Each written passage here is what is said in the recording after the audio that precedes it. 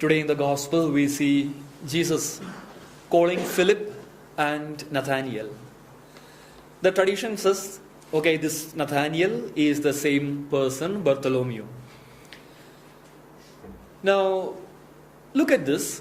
Okay, Jesus called first Philip, and then Philip went and told Nathanael, I have found the Messiah about whom Moses and the prophets said. What did Nathanael say first? Can anything good come from Nazareth? And then he came to Jesus, and look at the way Jesus addressed Nathanael. Jesus said, here is a man in whom there is no deceit.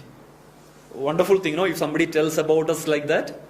No, this brother, you can just trust him, There is absolutely no insincerity in him. Yeah, it's very beautiful. Or this sister, I have never heard her talking a single, lie. Such a trustworthy person. Yeah, it's really wonderful to hear things like that. Now in this, the whole incident of Jesus calling Philip and Nathanael, what really stands out is the personality of Christ. Today may be the wonderful day to imitate Bartholomew, but this Bartholomew, Philip, everyone imitated Jesus, right? So we directly look at Jesus and find what we can imitate, what Bartholomew also imitated. And something very striking here about the personality of Christ is the way Jesus dealt with negative opinions. Now, look at this. When Nathanael asked, Rabbi, how do you know me? Nathanael was already fallen when Jesus said, here there is a man in whom there is no deceit. And then the question that Nathanael asked was, Rabbi, how do you know me? And what Jesus said, I saw you under the fig tree before Philip called you. Actually, Nathanael was not cunning enough to understand. If I saw you under the fig tree, I also heard what you spoke under the fig tree, no? Right? Yes. Yeah. And what did you speak under the fig tree? What good can come from Nazareth? Nathanael had a little negative opinion about this person called Jesus. After all, he is from Nazareth, no? And did Jesus not know that Nathanael had this opinion? Yes. Of course he had. If he could see Nathanael under the fig tree, he heard what he spoke under the fig tree. And yet, look at the way Jesus dealt with him. When Jesus saw him, he said, here there is a man in whom there is no deceit. Dealing with someone who has a negative opinion about us positively is a wonderful quality that we learn from Jesus. See, when we meet and interact a lot of people in our day-to-day activities, I'm sure that we all come across people who have not so good opinion about us, right? It may be misunderstanding. Some truth may be there. Very often it may be misunderstandings. But our normal tendency, when we know so-and-so has a negative opinion about us, when we know she is speaking ill of me, he is speaking ill of me, our normal tendency may be to avoid that person. Or our normal tendency may be to justify ourselves when we meet them, later.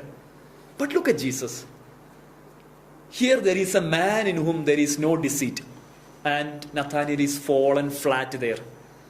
Rabbi, how do you know me? Jesus said, I saw you and all. Then they asked, okay, where do you stay? Jesus said, come and stay.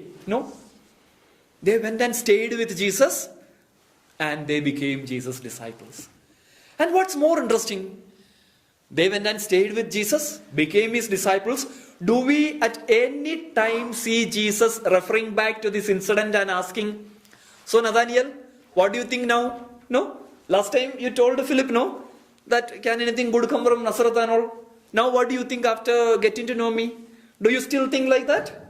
Nothing. Absolutely no reference to what Jesus knew, what others were talking about him. No reference.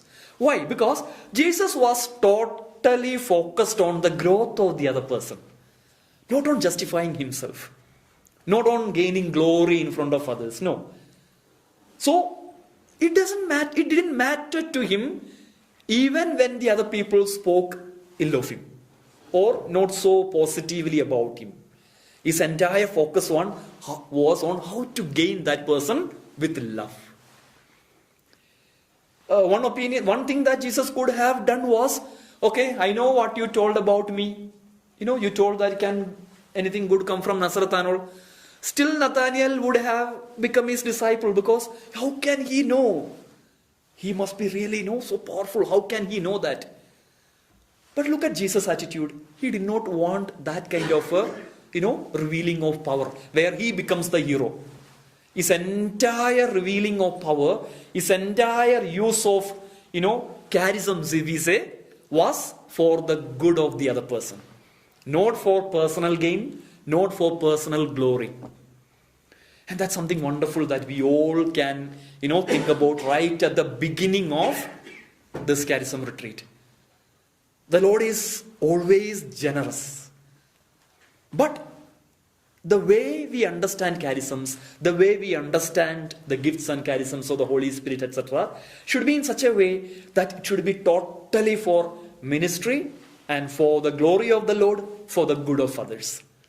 Not for personal glory, not for, creating a name for ourselves and so on.